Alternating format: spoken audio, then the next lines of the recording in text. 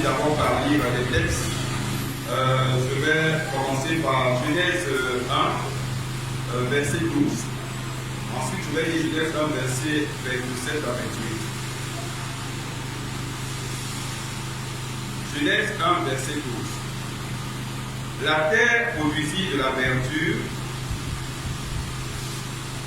de l'herbe portant de la semence selon son espèce, et des arbres portant du fruit, ayant en eux leur semence selon leur espèce. Dieu dit que cela était bon. Genèse 1, verset 27 à 28. Dieu créa l'homme à son image, il le créa à l'image de Dieu. Il créa l'homme et la femme. Dieu les bénit, et Dieu leur dit, soyez féconds, multipliez, remplissez la terre, et assujettissez et dominez sur les poissons de la mer, sur les oiseaux du ciel, et sur tout ce qui meut sur la terre. Je vais également lire Matthieu 13, 19. Lorsqu'un homme écoute la parole du royaume et ne comprend pas, le malin vient et enlève ce qui a été semé dans son cœur. Cet homme est celui qui a reçu la semence le long du chemin. Luc 8, verset 11. Voici ce que signifie cette parabole. La semence est la parole de Dieu. Je voudrais ce matin parler de la 4e loi, qui est la loi de la semence. Pour essayer de vous donner une idée, parce que depuis qu'on a commencé à parler, vous allez voir que dans les versets que je viens de lire, nous pouvons définir la semence comme une graine, comme une espèce de graine qui a comme fonction de produire.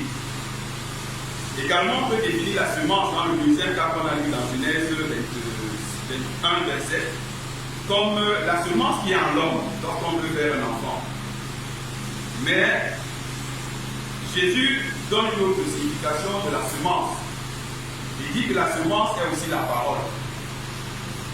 La semence et la parole, cela signifie que quelque part elle trouve terre et elle germe. Dans le livre de Luc ou de Matthieu, dans la parabole du semeur, il le démontre amplement. Ce qui m'intéresse aujourd'hui, ce n'est pas vous dire comment est la terre, qu'est-ce que la terre, comment sera-t-elle la bonne terre. Ce n'est pas ça qui m'intéresse. Ce qui m'intéresse aujourd'hui, c'est beaucoup plus vous parler uniquement de la semence. Ceux qui sont passés avant moi vous ont parlé tout à tout de la vision, de la foi et de la persévérance.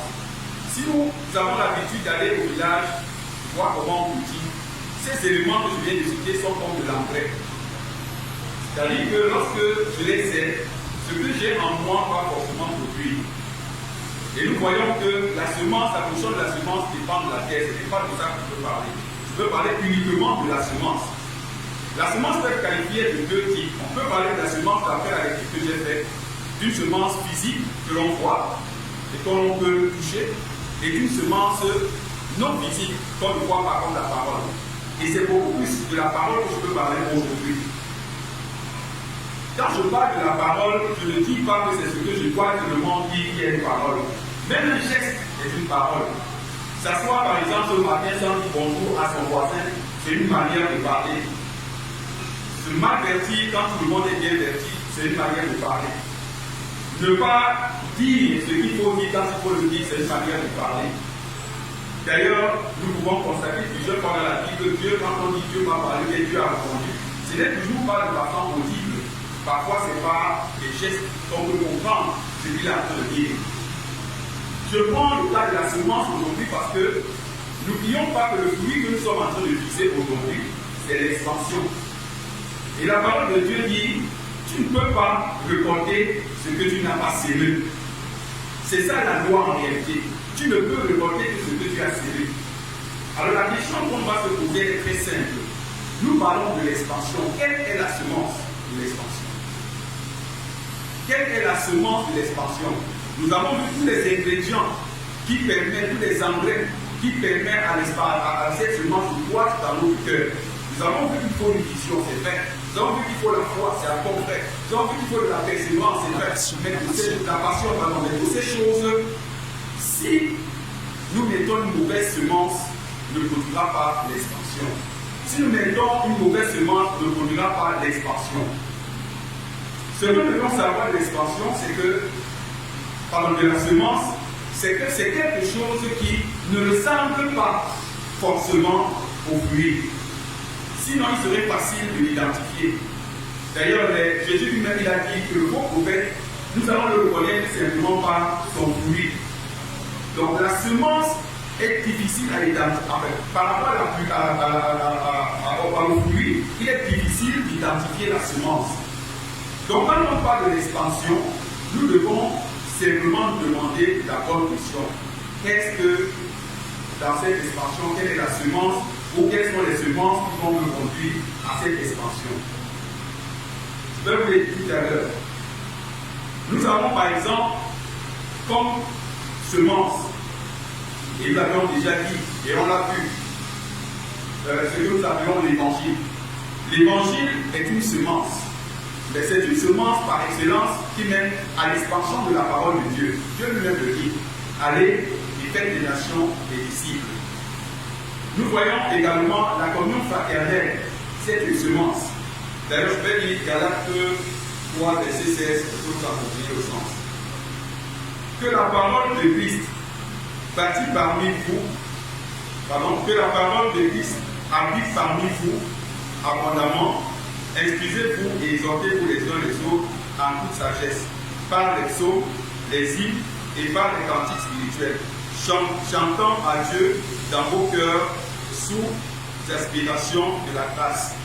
Ça veut dire que, même de façon, sans qu'on le sache, lorsqu'on s'entretient entre nous, la communion fraternelle, bien que ce soit une unité, mais c'est une unité croissante. C'est une unité qui devient de plus en plus grande. La semence de la communion fraternelle est une semence assez puissante qui peut nous conduire aussi à l'expansion. Nous voyons aussi la prière. Je donne comme ça quelques pistes de semences. Nous voyons aussi la prière. La prière est une semence qui permet de produire en nous la joie, de renouveler nos forces et même individuellement de croire. Pour les élèves, par exemple, là je parle beaucoup plus pour eux. Lorsque je veux avoir le fruit qu'on appelle la connaissance, j'ai besoin également du produit du temps et de l'attention. Ces deux éléments également qu'on peut permettre d'avoir de la connaissance. Voici ici quelques éléments qui nous permettent de cerner de façon bien précise ce que nous devions avoir pour prétendre à l'expansion. Mais cela n'est pas suffisant. C'est ce que nous devons avoir pour prétendre à l'expansion, mais ces choses-là, bien qu'on les ait, si nous les plantons de la mauvaise manière, ils ne vont jamais produire. Nous pouvons avoir de l'engrais, comme j'ai dit tout à l'heure, nous pouvons identifier même cette semence que je viens de dire, mais nous pouvons mal l'implanter. Nous pouvons mal le planter, nous pouvons mal le s'aimer, si je dois parler ainsi. Cependant, ne pas connaître ce que c'est que la semence est une très mauvaise chose. Chaque chose que je fais dans ma vie est une semence. Et en regardant de près, on va se rendre compte que tout est semence dans la vie. Tout est semence dans la vie. Il n'y a rien qui ne puisse être sans semence. Tout est semence. Dieu lui-même, pour nous récolter, a scellé son Fils. Tout est semence. Tout est semence. Il n'y a rien que nous puissions faire qui ne puisse être une semence. Mais le problème, c'est que nous devons toujours identifier la semence qui va conduire au fruit que nous espérons avoir. Le problème que nous avons le plus souvent, c'est que nous connaissons le fruit que nous souhaitons, mais nous connaissons très mal la semence qu'il faut, et parfois même quand nous la connaissons, nous l'appliquons très mal, et parfois même il est douloureux pour nous de pouvoir le faire.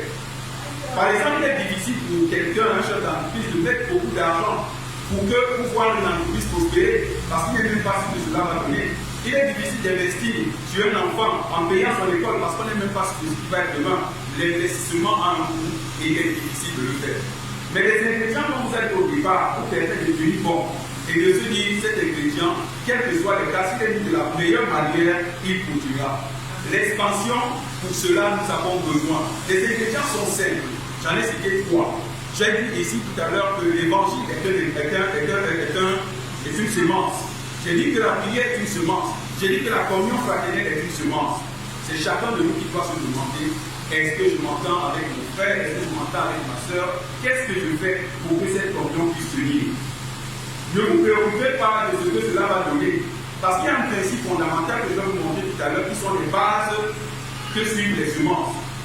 La semence, bien que je sais ce que c'est, bien que je vais dans la bonne terre, bien que j'ai tous les ingrédients qu'il faut, une chose est sûre, je n'ai pas le secret de sa croissance. Je n'ai pas le secret de sa croissance. Je ne sais pas comment il croit. Dans la parole de Dieu, par exemple, dans le livre de 1 Corinthiens 3, verset 6 à 7, il est dit: j'ai planté, Apollos a arrosé, mais Dieu a fait croître, en sorte que ce n'est pas celui qui plante ni celui qui arrose qui est quelque chose, mais Dieu qui fait croître.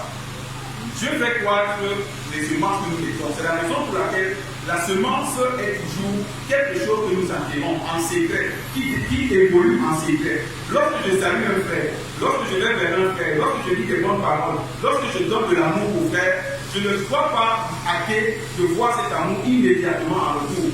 D'ailleurs, toutes les semences ont un temps. Mais je n'en parlerai pas parce que ce n'est pas mon sujet. Tous les semences ont une saison. Je n'en parlerai pas parce que ce n'est pas mon sujet. Mais une chose est sûre, c'est que chaque semence met un temps pour pouvoir fleurir, pour pouvoir être apparent. Les semences, c'est dans le secret. Mais celui qui montre la semence qui est mise, c'est Dieu. Celui qui développe cette semence, qui la montre au vrai de tout le monde, c'est Dieu. C'est Dieu qui la rend visible. D'ailleurs, j'ai pris le cas de la prière. Il est dit dans la parole de Dieu, je crois que c'est dans Matthieu 6,6, que lorsque tu veux prier, entre dans ta chambre et ferme la porte, et puis le Dieu qui est dans le secret te voit et te le rendra. Et d'ailleurs, on dit, plus loin, je vais le lire dans celui qui a la version Martin, je ne sais pas si c'est ici. Ok. Matthieu 6,6. Mais toi, quand tu pries, entre dans ton cabinet et ayant fermé la porte, dis ton Dieu qui te voit dans le secret. Et ton Dieu qui te voit dans le secret te le récompensera publiquement. Ça veut dire que toutes choses que nous faisons, qu'il soit dans le secret, nous pouvons, nous qui ne connaissons pas ce que Dieu a en train de planter comme semence, voir cela, parce que Dieu va le rendre public. Dieu va le rendre public. Donc ce que nous devons faire simplement, qu'est-ce que nous devons faire? C'est semer. C'est semer la bonne semence qui est en nous, semer la bonne semence que nous voulons voir, par rapport au fruit que nous voulons voir. Tu veux voir l'amour, sème la semence qui correspond. Tu veux voir l'expansion, sème la semence qui correspond. Ne sème pas avec cette air de quelqu'un qui va se fatiguer, cette air de quelqu'un qui va se dire: ah, j'en ai assez fait, je ne veux plus faire. La Bible nous dit, c'est dans Ecclésiaste 11:6, dès le matin, sème la semence et le soir ne laisse pas reposer la main, car tu ne sais point ce qui sera l'un ou l'autre également bon. Ça veut dire que nous devons s'aimer sans cesse. Nous devons s'aimer sans cesse. Je vous ai dit que la première chose, c'est que nous visons tous le fruit qui est l'expansion. Et à ce fruit correspond une semence. Et si nous avons cette semence que nous avons mis bien sur la terre et en secret, et de façon permanente, avec tous les ingrédients que les uns et les autres nous ont dit ici, c'est-à-dire la foi, la passion et également la persévérance, tous ces éléments-là qui sont les ingrédients sur la bonne terre vont produire l'expansion. Et cette expansion, je l'espère bien, avant cette année, nous verrons cela s'accomplir. Que la Seigneur bénisse.